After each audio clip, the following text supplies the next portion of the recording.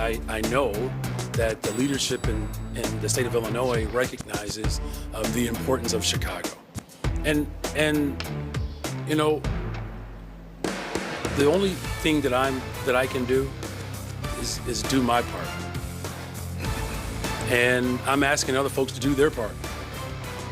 And as I've said multiple times, that the weight and the brunt of this sacrifice has been on Chicagoans, and I'm hearing loud and clear from our Black residents in particular that they have high expectations. And Chicago Mayor Brandon Johnson reacting to the continued pushback that some in the community of Chicago have when it comes to resources going away from the communities to the migrant population, the non-citizens that have arrived. Now, last week, we've talked a lot about this, and we're continuing to talk about it because, quite frankly, you Illinois taxpayers are paying for it from across the state. More than $500 million estimated. That's according to Governor J.B. Pritzker, has been spent on migrants. That's just housing and, food and shelter. That's not to include the $550 million that the state has set aside for the subsidization of migrant health care for those over the age of 65. So if you remember, you had 42 and up that were going to be covered by subsidized health insurance from Illinois taxpayers. But the governor recognized that would cost way over $1 billion. Ahead and ratcheted that back through rules. Now it's, I think it's 64 and up, not 65, but 64 and up. So that's another $550 million in the budget.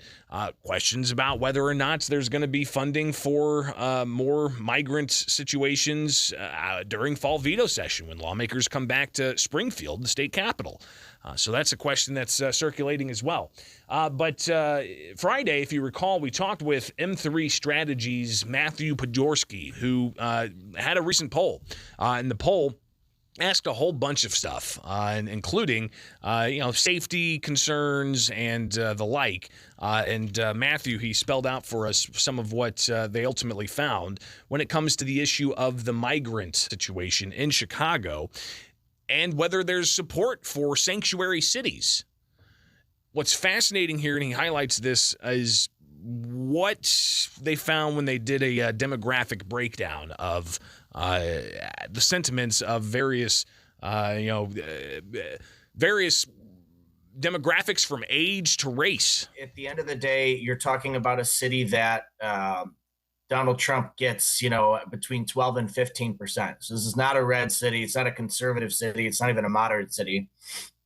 It's for the most part a totally Democrat-controlled far-left city by any standards. And a majority of those likely voters have said that they want to end sanctuary city and stop housing the migrants, whatever that means to them. And it surprised even me. Sometimes I go into polls having a pretty good idea of which way the wind's going to blow. This time it was a really big surprise to me. Whites across Chicago are very much in favor of keeping sanctuary city by about double-digit margins. Non-whites, Hispanics, Blacks, and others are overwhelmingly in favor of ending sanctuary city. The most stark one was Black Chicagoans plus 20% ending sanctuary city. So the racial makeup there is really stark. The other one is age. So the younger two age groups, the age groups under 45, overwhelmingly in favor of keeping sanctuary city and continuing to house these migrants without really limit. And over 45 are overwhelmingly against it. So again, interesting kind of breakdown of the demographics when it comes to the support for sanctuary city and sanctuary state policies out of Chicago. Let's take a look at a little bit more of this poll that was released. And again, some of the details are just how many people were polled when the polling happened. And you can see this if you follow me on X, formerly known as Twitter. You can find the link to the story that spells this out about poll shows majority against sanctuary city policy. So if you followed me there on X, you can get the link, and then you can find the poll yourself linked into the story. And you click through, and you can see that, again, For those who've been following this, of all those who've been polled, more than 600 or so, most, 58%, have been following it very closely. Then you go break down further, and do you support or oppose migrants being housed within the city?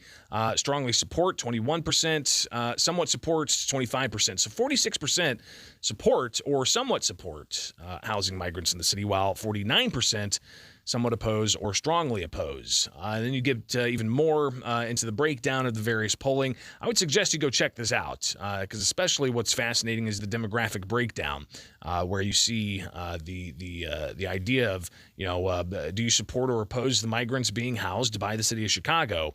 Whites, 31% support strongly, somewhat support, 25%. But you get to the other side of the spectrum there, and Hispanics, 43% strongly oppose. 14% somewhat oppose. 33% of blacks strongly oppose, with 16% of blacks somewhat opposed. So again, fascinating breakdown there, and you can see all of that just by clicking through. But again, Chicago Mayor Brandon Johnson, he seemed to kind of touch on the sentiments that he's hearing about, not just from the polling, but also from community groups taking to public meetings saying enough's enough. Well, Mayor Johnson, he provides a little bit of reaction here. I know that the leadership in the state of Illinois recognizes the importance of Chicago, and the only thing that I can do is do my part, and I'm asking other folks to do their part. And as I've said multiple times, that the weight and the brunt of this sacrifice has been on Chicagoans, and I'm hearing loud and clear from our black residents in particular that they have high expectations, as they should. When the people of Chicago voted for me and voted for this progressive council, their hopes and aspirations could be realized. And now we have this crisis that has slowed that down. That's what people are frustrated about. If people weren't complaining, you could come to the conclusion that they didn't expect much from us. At the end of the day. So there you go. The mayor saying that it's because there's a lack of progress on progressive issues. That's why the minority communities opposed to sanctuary cities. From the Fly SPI studios, take the